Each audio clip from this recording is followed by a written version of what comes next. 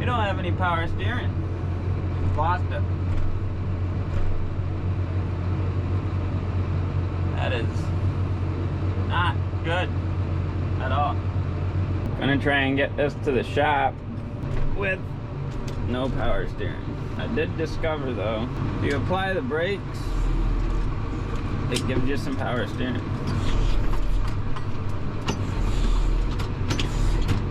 I made it over to the shop. Now for some diagnosis.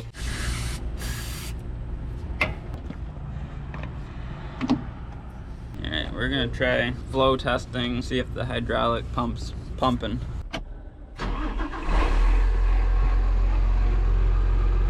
Number 2.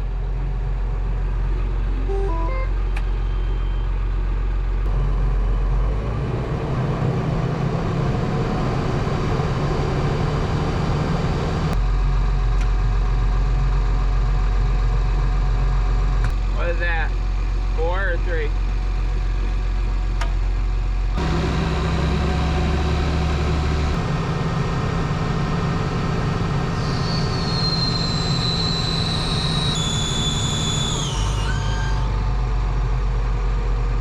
We don't have the flow on that first pump.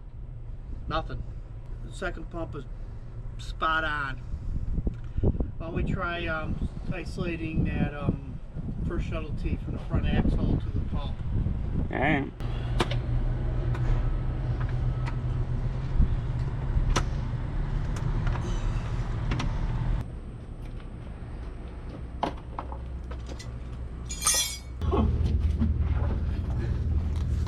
So much room for activities down here. Alright, we're gonna cap this elbow off. This should isolate front axle to see if it's just blowing by. A little bit of pressure on there. Tell you what, these kits that we got, they are the setup. Be able to cap and plug. We've got flat face O-ring, JIC. I think we got pipe thread too. We have O-ring walls, yeah. So they're a slick setup.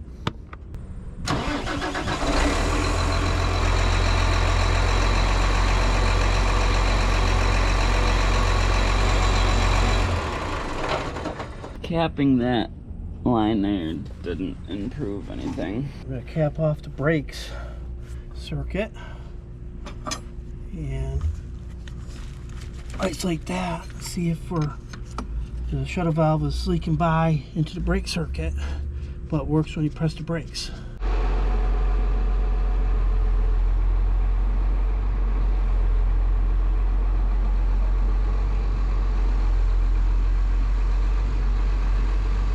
Well, that gave us steering back. Downstream, the check valve further downstream, Yeah. that we need to dig out and replace.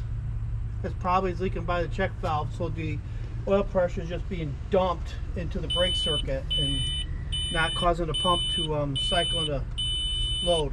So capping off the brake system gave us steering back. So I think one of the shuttle T's or the check valves is leaking by, not seating the way it's supposed to, which wasn't allowing the steering to work. Not allowing the load sense line to load up the pump. Right. We're gonna Yankee Doodle this T out of here. So we capped off the brake system here, and we got steering back. So we're gonna pull this T out here, see if that one is a shuttle T. If not, I think there's one actually back in here. We gotta look at the parts breakdowns. But let's get this out of here first.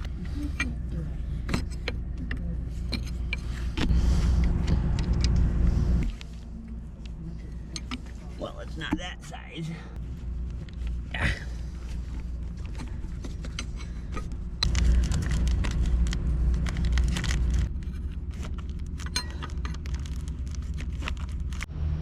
Alright, got it out, but this is just a straight through T, not a shuttle T.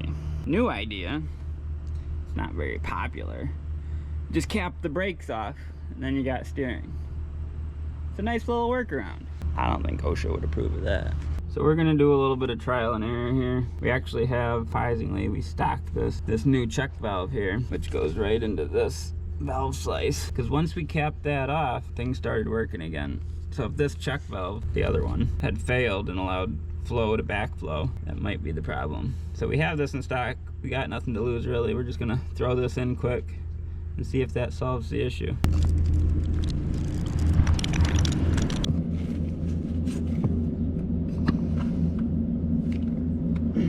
Let's give that a shot. Probably nothing good will happen, but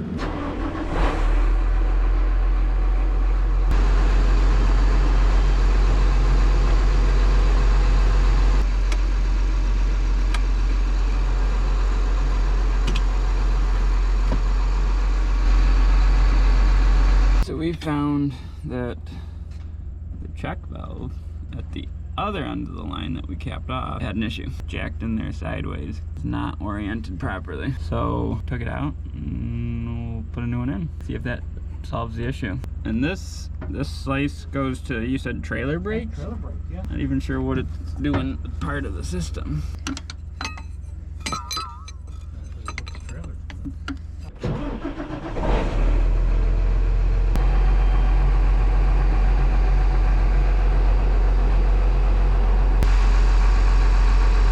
I got a good feeling about this one. Let's try it.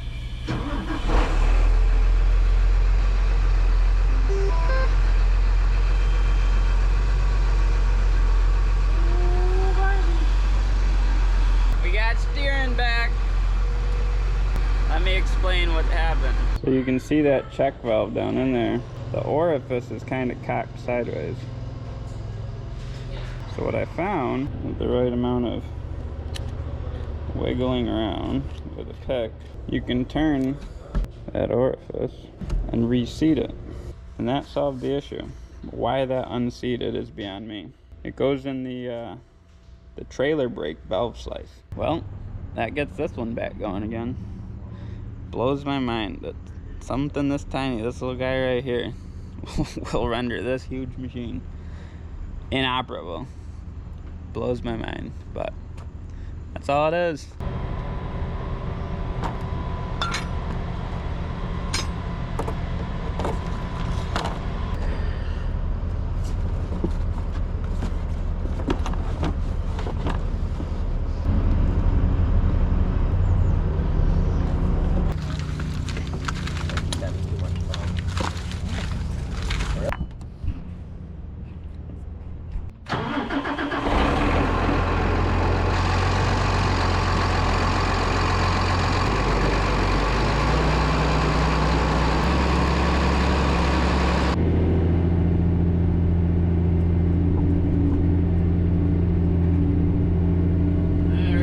Folks, back in action this morning.